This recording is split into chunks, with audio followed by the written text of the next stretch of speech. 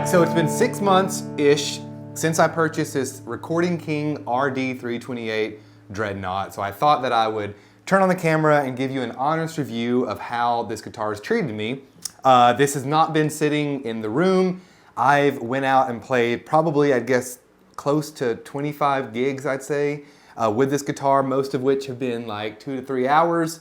And so I have a lot of experience using this box. And so let me just kind of talk you through what I think about it. Overall, I'm very happy with the purchase, but there are some caveats to it. Some things that I'd like to be different. Some of the stuff I can't change, I'm just like stuck with it. But first, I got this back in January, made a video after I bought it, and really, it was an unexpected purchase. I was sort of in the market for a new Dreadnought, needed something to replace like a composite-made Martin, like a DX1, like a $500 model, because I just recently moved back to my hometown, playing shows, and I needed something to really get me through, you know, long sets, and this has done the job. I struggled at first with finding some strings. Actually, there's a couple things I struggled with this guitar. I use elixirs, 12 gauges. I'm lowering that because I've been gigging so much, my fingers are in pain. But I was going through a stage when I first bought this new guitar. Do I sort of find a new string that goes with it? Really, those elixirs can run quite high, and so, you know, playing constantly, creating content and that sort of thing. I'm really trying to change my strings every 7 to 10 days, usually. Kind of depends on my gig schedule. And so the thought process was kind of going through and finding different strings or trying out different strings. Wasn't successful. I used some GHSs, some coated Martin strings, went through a couple of others, and really where I found this guitar to really give me the volume that I needed, because some of the strings, they like uncoated strings, really were punchy, but it was just like way too bright sounding. I was missing some of the tone, and so for me, the elixir coated string, 12 gauge, is what's on here right now. This is what gives me what I'm searching for, and you can hear it, like amazing tone. I've gotten a lot of positive feedback from the bluegrass friends. I know that like Lessons with Marcel mentions a lot about, you know, do you show up to a bluegrass jam, or do you even call yourself a bluegrass musician or country musician if you're not playing a Martin? And, you know, whatever. I've played tons of Martins. I've owned a couple Martins. This sounds and feels better than any Martin that I've played outside of like the authentic vintages, which are gonna run you like $7 grand.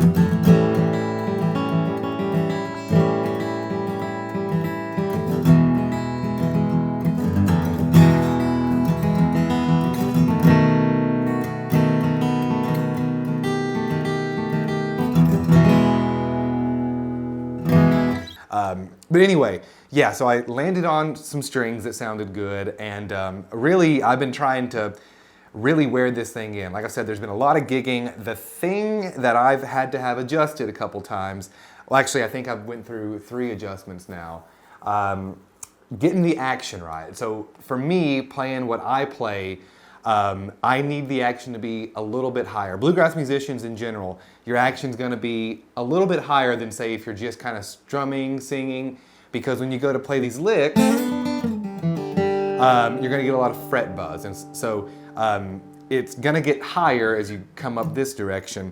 And maybe I can zoom in there and show you guys, like for me, it's still, I would love for this to be a bit lower, but this is a happy medium that I found. So that being said, I've had this adjusted, the truss rod adjusted.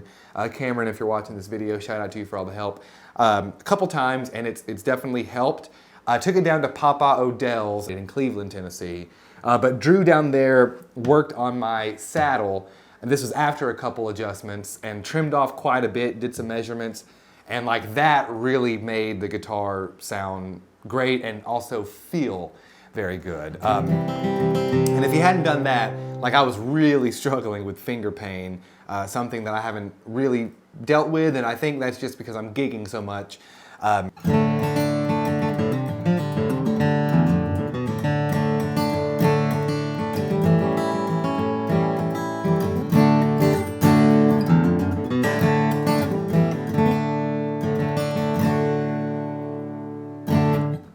trying to play all acoustic. I've gigged in the past on electric, but like I really wanted this guitar to shine, and I bought it with the intention of like going out and playing these local shows.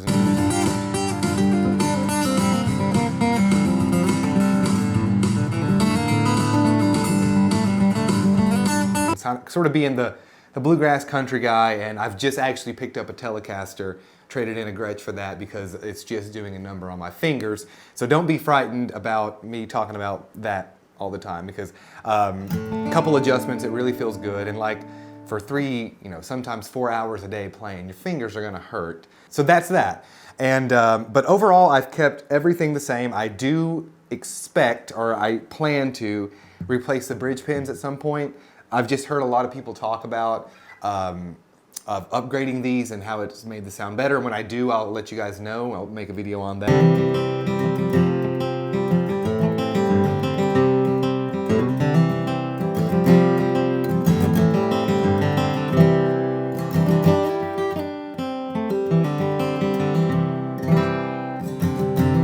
The tuning machines, not my favorite, I'll go ahead and say. It's just a personal preference. I just really like if you go and play those Martin Authentics, of course they're $7 grand, so it's gonna feel good. I think that eventually I will upgrade the tuning mechanisms, but like it gets the job done. It doesn't go out of tune. In fact, it stays in tune very, very well. I'm going from like air conditioning to, like last week there was 5 gigs, right? So going from AC to like 90-degree heat, and I'm retuning the electric constantly. This puppy just doesn't go out of tune that much, so that's a great perk to it. And yeah, but now I'll talk about a couple things that I wish I could change / I don't really like about the guitar. It's not gonna mean that I'm gonna get rid of it, I'm keeping it, but the V-neck on the back has been a bit of an adjustment. Now, if you're play the V-neck, then you don't have anything to worry about. I had not up until the point I bought this guitar. And of course, if you're playing as much as I do and you're chording these shapes for 3 hours at a time, I'm experiencing some issues. And so in a perfect world, I would go back in time and buy this with a C-shaped neck option, but that's just not the case. And so that's one thing that I just wish I could change about it.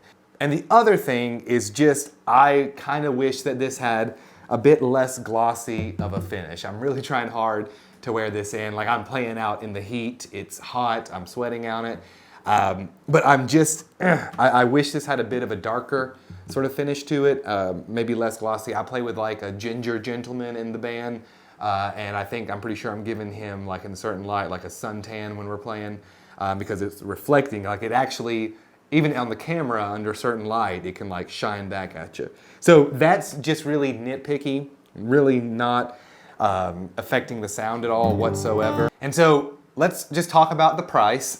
It's listed on Sweetwater Music for $800. I like using Sweetwater because they actually have this guitar in stock. So I've actually reached out to some music stores and they've said yes to come and make some content. And the plan was on a couple different occasions to play this RD-328 against some of the other models they have in stock, like right off the shelf. So I haven't brought this, and this has been my mistake. You just can't find this guitar anywhere, in person at least. So like I've went back to Ciderville where I bought it with the intention of making a video, and they've got the 318, they don't have the 328. You talk to business owners, they're just like, you can't keep it on the shelf. But Sweetwater Music has it in stock at this moment, and I like using Sweetwater for that reason, because they give you free shipping and things are in stock, which I just find I'm hitting hurdles with if I go to the local shop to find the piece or whatever, the guitar or the accessory or what have you. It's just not in stock. So check out the link in the description. If you use any of those links to buy anything from Sweetwater, it's gonna help out my cause here of spreading bluegrass music to a wider audience, so please check that out. But overall, I would give this guitar a very high score. I think the big drawback of it is that it doesn't say Martin on the headstock, which in this day and age, like for me, I'm happy to buy sort of a mass-produced, Chinese-made or made in China guitar. I don't have a problem with it. Most of our stuff comes from there anyway. And yeah, I'd love to buy everything American and fit into the larger bluegrass mythos of of everything. But unfortunately, I needed something. I had a budget, and this is what came out on top, or this is what I played and I couldn't set down. So hope that video helps, folks. Again, my name's Cody. I'm here giving beginner guitar, bluegrass lessons, bluegrass commentary, country, Americana, everything sort of sandwiched in there. So if you like that sort of thing, make sure you stick around and subscribe. I will be giving more updates on this as we go. And until next time, catch you later. Keep on picking.